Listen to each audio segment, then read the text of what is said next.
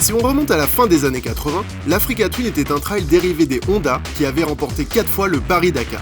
Des prototypes aux capacités de franchissement hors pair, capables de gravir des montagnes et pilotés par des surhommes.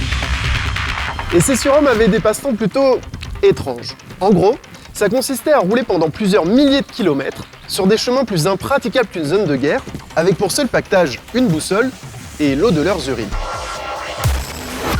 Sauf qu'aujourd'hui, plus personne veut boire son urine et risquer sa vie dans le désert. Les gens qui achètent ça sont dentistes, avocats, peut-être même traders. Leur plus grande aventure, remonter une file de voitures à 8h du matin. En gros, il s'agit sans doute du meilleur trail du marché quand il s'agit de rouler dans la terre. Mais ce n'est pas le plus charismatique si votre truc c'est d'aller au boulot. Et dans ce cas, à moins que vous ne deviez traverser une rivière pour aller travailler, ce n'est pas l'engin ultime. Et c'est dommage, parce que si c'est juste pour aller bosser confortablement, avec un petit côté aventurier, alors autant faire ça sur un scooter, genre un scooter tout-terrain. Mais bon, Honda n'est pas réputé pour être très déconneur. C'est vrai, c'est pas le genre de constructeur à sortir un engin pareil. Ah bah si. Ceci est un XADV. Ce que c'est, personne ne le sait vraiment. Il possède des suspensions tout-terrain, une selle de scooter, une boîte de vitesse robotisée et un design futuriste. Ce serait donc un néo-cross-scoot semi-automatique. Autrement dit, un truc dont strictement personne n'a besoin. Mais Honda cherche à créer ce besoin, un peu comme le SUV en voiture, c'est-à-dire des 4x4 pour rouler en ville, ou comme des Timberland, des chaussures de chantier pour danser en boîte de nuit. Bref, le monde part en couille et on va essayer de savoir si c'est une bonne chose.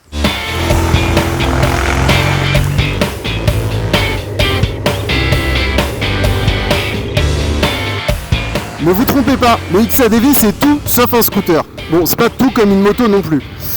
C'est vrai que la position est semblable, mais ce qui le différencie c'est qu'il a un guidon. Bon, vous me direz, un scooter aussi ça a un guidon, mais là il est visible. D'habitude il y a plein de trucs en plastique tout autour, un peu moche, alors que là il est joli, il est doré, ça change pas mal l'expérience à bord. L'autre grande différence entre le XADV et un scooter, c'est sa boîte de vitesse. Sur un scooter, il n'y a qu'une seule vitesse qui se rallonge pour aller de plus en plus vite grâce à une pièce appelée le variateur. Ici, on a une boîte avec 6 vitesses, comme une vraie moto. Sauf qu'on les passe pas avec le pied. Il y a un mécanisme qui les passe pour vous, soit automatiquement, soit manuellement, avec des petites gâchettes, là au guidon, plus, moins. Bon, c'est rigolo. Et d'après Honda, les utilisateurs de scooters qui essaient cette boîte de vitesse n'aiment pas vraiment ça. Justement parce qu'on sent l'engin passer les vitesses au lieu d'une accélération linéaire. Et si un scooteriste n'aime pas ça, alors ça doit vouloir dire que c'est vraiment bien. Oui, parce que c'est justement grâce à ça que le XADV est différent.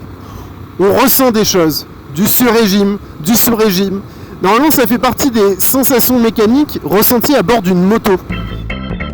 S'il dispose d'une boîte de vitesse et d'une partie cycle de moto, sa puissance, elle, est bien celle d'un scooter. Son bicylindre de 750 cm3 développe 54 chevaux, 6 de plus que le Yamaha T-Max et 6 de moins que le BMW C650 Sport. Largement suffisant pour du commuting, mais pas assez pour remonter le temps. Et pour compenser cette relative lenteur, Honda a intégré l'affichage de la date et le nom du véhicule au tableau de bord. Étant donné le temps infini qu'on pourrait mettre pour parcourir de grandes distances avec seulement 50 chevaux, ceci permettrait de se rappeler du jour où on est parti et ce sur quoi on est en train de rouler. Pas bête. Heureusement, ce truc est surprenant d'efficacité dans les virages. Il faut avouer qu'il a des capacités dynamiques étonnantes. Il est très stable, très équilibré, il peut prendre de l'angle sans que ça fasse trop peur, et au final, il est plutôt naturel. Sur un scooter, votre vitesse de passage en courbe est limitée par la peur. Sur le XADV, c'est la béquille centrale qui limitera l'envergure de votre talent de pilote de quartier. Mais ce SUV sur deux roues possède un autre argument de taille, une partie cycle prévue pour le franchissement léger. Enfin, soi-disant. Oui, Honda promet que le XADV peut vous emmener au travail, même si la nature s'y oppose. Ses suspensions sont grandes, entièrement réglable et sa roue avant de 17 pouces surpasse tous les scooters par sa taille.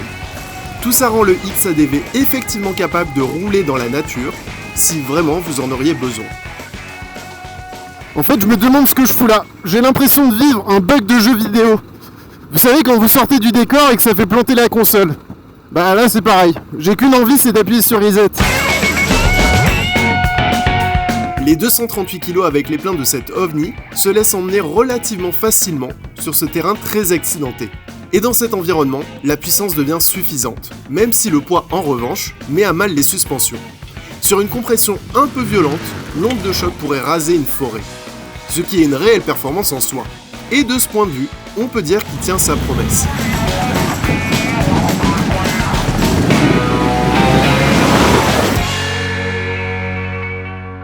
Une promesse un peu farfelue, il faut l'avouer. Cet engin n'est pas un scooter, sans être non plus une moto. Il permet tout de même de rouler en ville et dans des endroits un peu plus humides, de façon plutôt convaincante. Vendu 11 500 €, le XADV est un excellent moyen de locomotion si vous habitez par exemple en Afrique et que vous travaillez à Paris. Mais je suis pas sûr que vous soyez très nombreux dans ce cas.